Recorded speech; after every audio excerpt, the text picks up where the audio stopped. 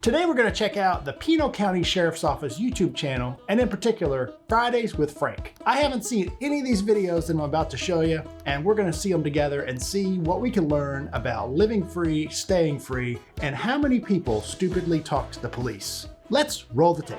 See your driver's license, please. Yes, sir. Can I ask what you pull over for? Absolutely. As soon as I see your driver's license, I will be very happy to tell you. That's not how it works. See, this pisses me off. Why can't he say, I pulled you over for speed?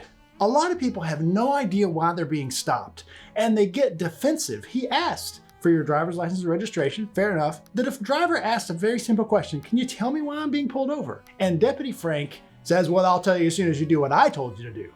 That's just confrontational right from the start. And he could have said, sir, I got you on my LiDAR going XYZ speed. And that would have been a way to diffuse the situation. Now, Deputy Frank, I think, from what I've heard, is pretty good at handling stops, and hopefully they don't get out of hand. But let's see what happens here. I'm sorry. I do this for a living. You don't. I tell you how this works. Let me see your driver's license, or I'm going to pull you out of your car and arrest you for failing to provide ID. This is a legal request. I don't want to hear any other words out of your mouth except here's my driver's license. Please. I'm flabbergasted. This is a speeding stop. This guy only was allegedly speeding, and he made a very simple request, and now he's being dressed down and ordered around like he's some kind of piece of you-know-what. I'm flabbergasted. This is ridiculous. Give me your driver's license. My name is... I don't want your name. I want a physical ID as required by Arizona law. I am asking you when I'm getting pulled over. I will tell you as soon as I see your driver's license. This is one of the problems with this confrontation already. In some states, it's actually now the law where the officer is required to tell you the reason for the stop. And this driver may know that that's the law, or he may have at least seen some news stories talking about a bill or law in that regard, and he may think that Deputy Frank is supposed to tell him the reason for the stop at the beginning of the stop. But he's simply exerting his power and authority by demanding to see your driver's license and registration. Now, Deputy Frank's not wrong. In Virginia, if you're pulled over lawfully for a traffic infraction, you're required to produce those documents. My guess is in Pinal County, you're required to produce those documents as well. But it just seems like he could very easily have de-escalated this situation by answering a couple of simple requests from the citizen. I had to get on my phone. You're the one who decided it needed to be recording, so you could also use it to provide current proof of insurance. And you know, I don't blame this guy for recording. He probably sees the camera crew behind his car. So Deputy Frank shouldn't be smart about the driver recording when clearly Deputy Frank's got a camera crew with him. As a side note, here's one of the problems with trying to rely on your phone app to show your current proof of registration. And what happens if it's time for an update and you don't have any signal? It looks like they're in a pretty rural area of Arizona. Even if your state allows you to provide digital proof, you should definitely have a hard copy in your glove box. There's no reason to be confrontational like that. There was no part of my contact with him was confrontational. What? He was confrontational himself. Yes, the driver answered Deputy Frank's initial question, a request for license and registration, with a question. And Deputy Frank could have easily answered that question. It's reasonable to ask, sir, what am I being pulled over for? What do you think I did wrong? You're the one with the badge and the gun. What did I do wrong? That's why you can't believe everything that you see online, is because there was that whole entire contact that happened, and then he starts to record, and all of a sudden he's just the nicest guy, and I'm this big mean guy that's just demanding stuff. The driver wasn't mean to begin with, and I don't think Deputy Frank has been mean, to be clear. I'm not saying he's being mean necessarily, but he is not de-escalating. He was the one, he's been to training about how to de-escalate situations. And when he has a driver who's made a very simple question over a very simple traffic stop, he could have easily de-escalated and said, yes, while you're looking for your license, I've pulled you over for XYZ. May I please have your license, sir? He could have simply answered that question, but he didn't, because he wants to maintain his power over the driver. All right, kind sir. Can I have a contact phone number for you with an area code first, please? I'll give you Sure, absolutely. Okay. Do you normally threaten to put people out of the car just for them asking why they got pulled over? 100% when they refuse to provide identification like you did. He didn't refuse to provide identification. He said, sir, I'm just trying to understand why I'm being pulled over. You saw this. This is not a refusal to ID. If you will let me speak, and then I'll let you speak, is that all right? No.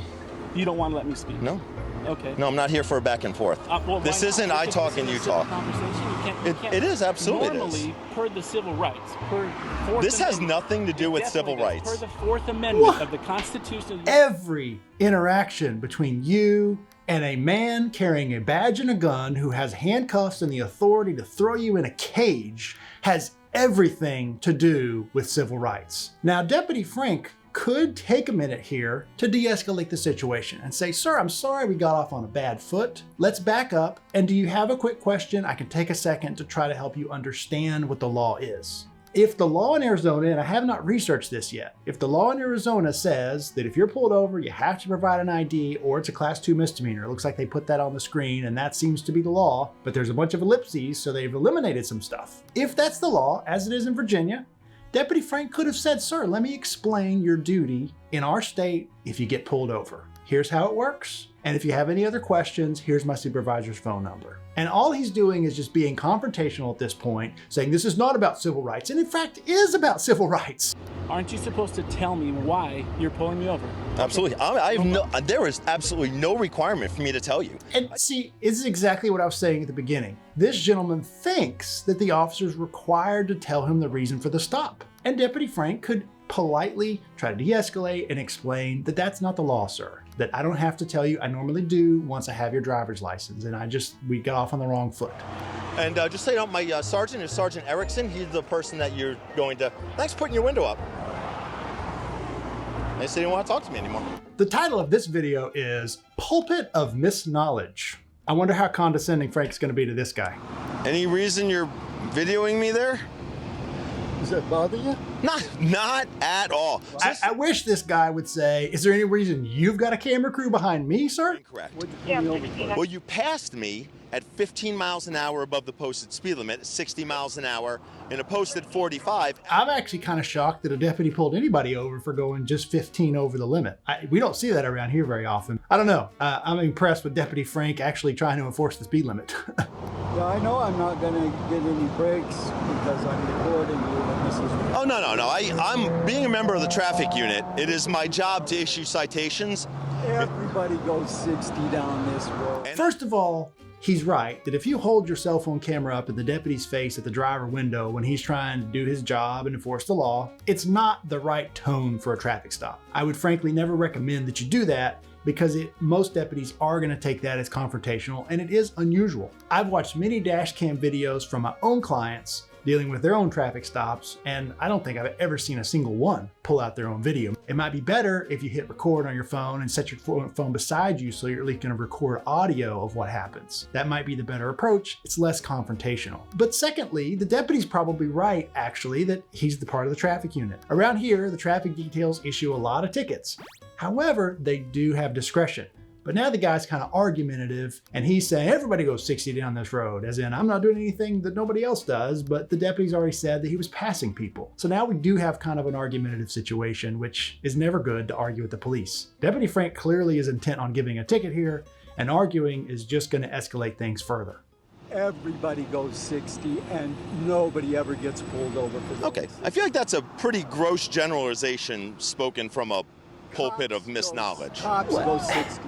And see, that's insulting. Like, this guy hasn't insulted Deputy Frank. He just said, everybody goes 60 here, nobody gets tickets here. He hasn't said, you don't know what you're talking about, deputy. And now the deputy is insulting the defendant. That's not cool. I think I know more than you do, which is really disappointing because you're a police officer. I'm actually a deputy sheriff. Those two are different. See, now we're just arguing. The defendant should have shut up a long time ago. So here's your big takeaway from this video. Shut up. Don't talk to the police. And arguing with the police over what the rules are, when he's allowed to speed or not speed, that isn't going to get you anywhere. When the deputy shows up to court and the judge asks, was the defendant polite and cooperative? He's definitely going to say, Judge, he was not cooperative and he argued with me. And you don't have anything to prove otherwise because frankly, this guy is arguing at this point. Not good. How did you clock me? Can I just look through the window at it? Would you like to? Yes, I would. Absolutely. Hop on out. Your top speed is, after you passed me, was 60, and as I was catching up with you, I locked in the speed. I am actually kind of shocked that Deputy Frank invited the guy out to come look at the radar and that he locked in the speed. And that's above and beyond. In Virginia, the officers are not required to show you the radar device or the LiDAR device. And in the video about LiDAR, Deputy Frank actually has a handheld LiDAR unit, which is the way most of them are, and he could have carried it up to the window to show the guy. So the fact that he let this guy poke his head in his cruiser to see the radar, I'm actually pretty impressed. A lot of deputies would not do that, and I think Deputy Frank gets a high mark for that. Yeah, you could have been anybody. I wasn't going to. Well, the radar says otherwise, sir. And last but not least is this guy who I like already just seeing the thumbnail. Go in. See a driver's license, please. Yeah, okay. Can you turn down your jams for me? That's a good tip right there. If you're ever pulled over by the police, you don't have to turn your music off, but this is one of those things that could be argumentative and uncooperative. If your music's so loud, the deputy can't hear you, you can't hear him, turn your music down if an officer's coming to your window. It's not the law. It's simply one of those things. It doesn't incriminate you to turn your music down, and it's gonna look good on you if you do end up having to argue about things in court. Holy cow, you are 77 years old, and you're wearing a cannabis hat? Are you smoking? You still smoke weed? No, I don't smoke weed. I just bought it. See your driver's license, please. It's in my house. I told you my wife is It's coming. in your house. That's like the famous, it's in my other pants defense. Can you give me that stolen street sign that's behind your seat? This is property of the state. Okay, so here's your tip of the day. If you steal property, don't have it in your back seat. The better tip is don't go around stealing road signs. That is a crime. Any idea why I might have stopped you today? Speeding. Yeah. So, oh, you're from California. Welcome to America. So, speed limit on this A little road. bit insulting, but good. So, you know your license is expired. Since October. Yeah. So, you shouldn't be driving, right? Hey, you have an hour. You know how funny it is? How many times I see women that are totally squared away, and then guys that are like you. It's why we pick good women, because they show us what we should do, like have a valid license.